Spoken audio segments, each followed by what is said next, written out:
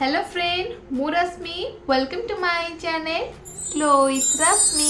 Friend, आज मु गोटे प्रोडक्ट रिव्यू करी जोटा है Mamaearth ubtan foaming face wash with turmeric and saffron. Friend, यहाँ गोटे नेचुरल जिनस एथिरे जो मेन इंग्रेडिएंट अच्छी हलदी आउ केसर। आम समस्ते जाचे हलदी आउ केसर फायदा। हलदी और केसर आम स्किन को चमकबार साहाय्य करता, बहुत भल ग्लो आनी थाए। आग को वीडियो रे जानिबा ए फेस वॉश रा कौन फायदा और नुकसान। आपण को अनुरोध वीडियो शेष जाए देखो। जदि वीडियो भल लगे लाइक करेंगे, शेयर करेंगे एंड सब्सक्राइब करेंगे। और जदि वीडियो न भल लगे डिसलाइक भी करेंगे। तो चलते वीडियो स्टार्ट करवा। फ्रेंड, यहाँ हूँ फेस वॉश रा आउटर पैकेजिंग गोटे कार्डबोर्ड पैकेजिंग रे आसुची। एटा मेन टैनिंग जो आम स्किन रे जो टैन होउची ताकू हटेबारे सहायता करे। आ ये सब स्किन टाइप यूज करि परिबे, इवन जो मानकर सेंसिटिव स्किन जेमिति कि मोर आ ये डर्माटोलॉजिस्ट टेस्टेड। यार जो नेट क्वांटिटी 150 ml आउ जो प्राइस अच्छी 399 टंका। ठीक अच्छे। आउ एटा होची यार मेन पैकेजिंग गोटे प्लास्टिक बॉटल आर गोटे एमिति पंप वाला आसुची। या सहित गोटे ब्रश भी आसुची। यार ब्रश आपन देखि पारुथिबे पूरा सिलिकॉन ब्रश। ए ब्रश द्वारा आमे को यूज करि परिबा। आ यूज कर साइला पर एक कैप अच्छी आपको आमे क्लोज करी रखिबा, जो द्वारा हमर एटा एमदे अपरिष्कार हबनी, क्लीन हेकि रहइबो। एबे मु आपन को ए फेस वॉश रो पूरा टेक्सचर पूरा देखै दोछि। बस क्लेम करूछि कि आपन को स्किन को ब्राइटनेस करिवो, क्लियर करिवो स्किन को, जेमति कि यार मेन इंग्रेडिएंट हलदी और केसर अछि। एथिरे सब डिटेल रे लेखा अछि आपण केमिति याको व्यवहार करिवे। आ एथिरे किछि टिप्स भी लेखा अछि, आपण देखि पारुथबे। मु किछि टिप्स आपण को कहि दउछि। Tips for brighter skin. एथिरे लेखा अछि lemon juice and honey, a great natural combination for healthy skin. Lemon juice आ हनी रो पैक आपण लगेले आपण को स्किन हेल्दी रहइबो। Always apply sunscreen during the day time to avoid sun damage even when staying indoor. आपण सबले sunscreen लगातु, even जिते बड़े आप घरे रोचंदी सेते बड़े मध्य लगातु। Eat a lot of bright fruits, green vegetable and reduce intake of fatty of sugar food.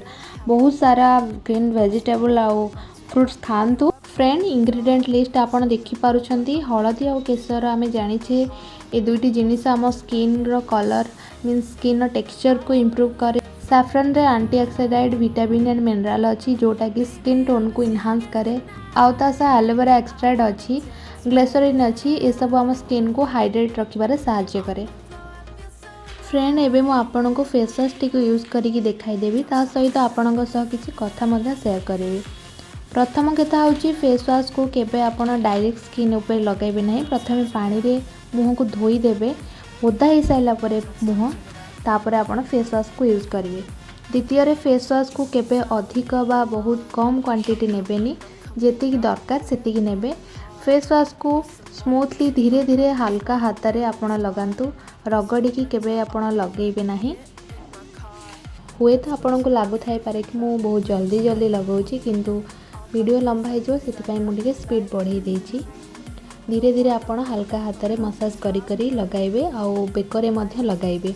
आउ एथिरे जो सिलिकॉन ब्रश अछि सेतिरे बहुत भल भाबरे डस्ट इंक्लूड सब क्लीन हो जाए, फेस बहुत क्लीन देखा जाए। एबे देखि परथे मो फेस केते भल भाबरे क्लीन होई सारिछि।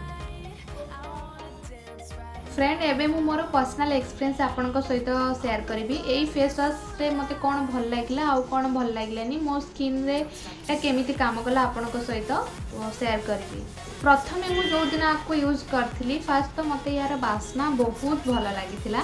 यार वासना बहुत फ्रेश आ सुदिंग गोटे वासना, हलदी आ केसर मिक्स जो वासना। हाँ, ये फेस वॉशटा बहुत भलरे क्लीन कर दिए फेस को। फेस वॉश कला परे स्किन टा पूरा ड्राई जमा भी लागेनी, भल ग्लो गोटे आसे फेस वॉश कला परे।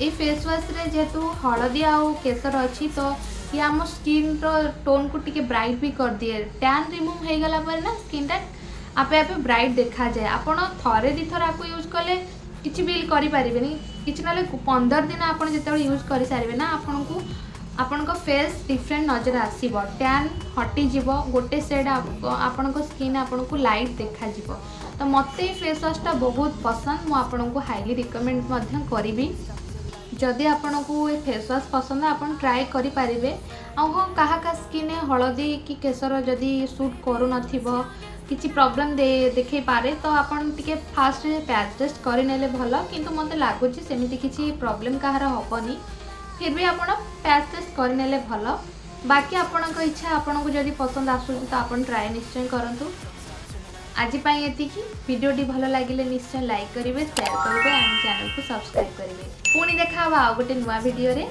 सी यू सून बाय बाय।